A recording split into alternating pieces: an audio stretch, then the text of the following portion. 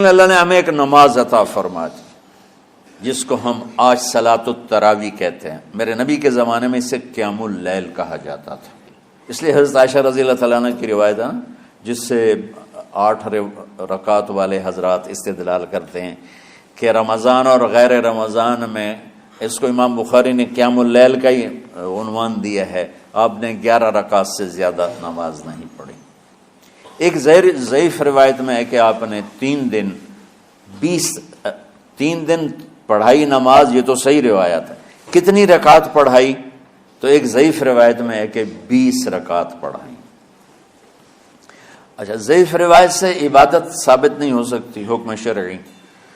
تو جب حضرت عمر رضی اللہ تعالیٰ عنہ نے سب کو، اب میرے نبی کے دور میں 3 دن کے بعد آپ تو آئے نہیں کہ کہیں فرض نہ ہو جائے، تو صحابہ اپنے طور پر قرآن سنتے تھے ٹولیوں میں.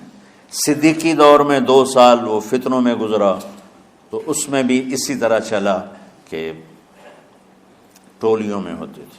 حضرت عمر رضی اللہ عنہ کے زمانے میں حکومت مضبوط ہو گئی، طاقتور ہو گئے. تو ابتدائی سالوں میں نہیں، چند سالوں کے بعد اب مسجد میں تشریف لائے تو لوگ اس طرح کوئی 4 ادھر 4 ادھر 5 ادھر 10 ادھر 20 ادھر، تو کہنے لگے ان کو ایک امام پہ جمع کر دیا جائے تو کتنا اچھا ہوگا. تو آپ نے سب کو اکٹھا کیا اور ابی بن کعب رضی اللہ تعالیٰ عنہ کو امام بنایا اور سب کو ایک نماز پہ جمع کر کے 20 رکعت کا حکم عطا فرمایا.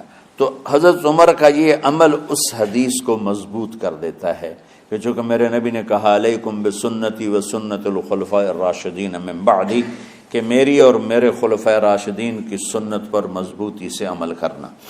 تو حضرت عمر کا جو 20 رکعت طے کرنا ہے، اگر ان کا اپنا اجتہاد ہے تو بھی ہمارے لیے عمل کے لیے کافی ہے، اور اگر ان کو یہ یاد ہے کہ میرے نبی نے 20 پڑھی تھیں تو اور زیادہ اچھی بات ہے.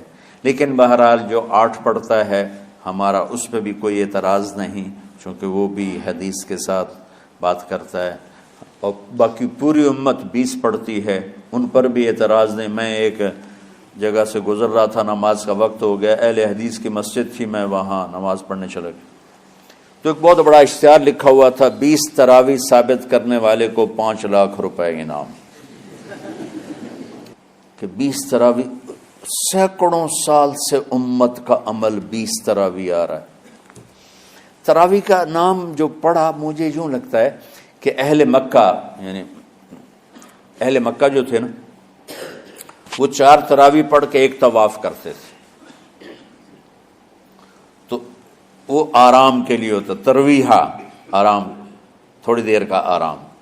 تو 4 تراویح کے بعد ایک طواف کرتے تھے. وہ چھوٹا سا طواف 10 منٹ میں ختم ہو جاتا تھا، اور پھر 4 تراویح پڑھتے تھے، پھر طواف کرتے تھے، پھر 4 پڑھتے تھے، پھر طواف کرتے تھے. یہ صحابہ کے تھوڑے بعد کے دور کی بات. تو مدینے والوں کو پتہ چلا کہ مکے والے تو یہ کرتے ہیں. وہ کہنے لگے اساں کی کریے؟ انہوں نے کہا اسی 40 تراویح پڑھیں گے، 40 رکعت. وہ 40 رکعت پڑھتے تھے. تو نوافل میں کوئی سختی نہیں کہ بھائی 8 سے زیادہ نہیں پڑھنی، بدعت ہو جائے گی، اور 20 پڑھنا بدعت ہے. یہ سب جہالت کی بات ہے. یہ 8 پڑھ رہے ہیں یہ غلط ہے، یہ بھی حماقت کی بات ہے. جو صحیح حدیث سے دلیل پکڑ کے کوئی عمل کرتا ہو تو بھائیو اس سے بحث نہ کیا کرو، مناظرہ نہ کیا کرو. یہ بہت نادانی والی بات. اور امت کا خلق، لاکھوں کروڑوں انسانوں کا ایک عمل پہ جمع ہونا، یہ بذات خود اس کی طاقت کی ایک دلیل. اور حرمین جب سے میرے رب نے حضرت عمر نے 20 رکعت شروع کی، آج تک وہاں بھی ساری مساجد میں 8 رکعت تراویح ہوتی ہے، لیکن حرمین کی مسجد میں 20 رکعت، ادھر بھی ادھر بھی. اور یہ جو وہ وہاں ختم قرآن پہ دعا نہیں مانگی جاتی، یہ کس کا عمل ہے؟ حضرت عثمان کا.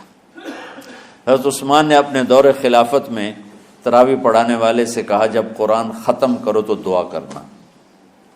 وہ کہنے لگے جی کیا دعا کروں؟ کہ جو تیرے دل میں آیا کرنا.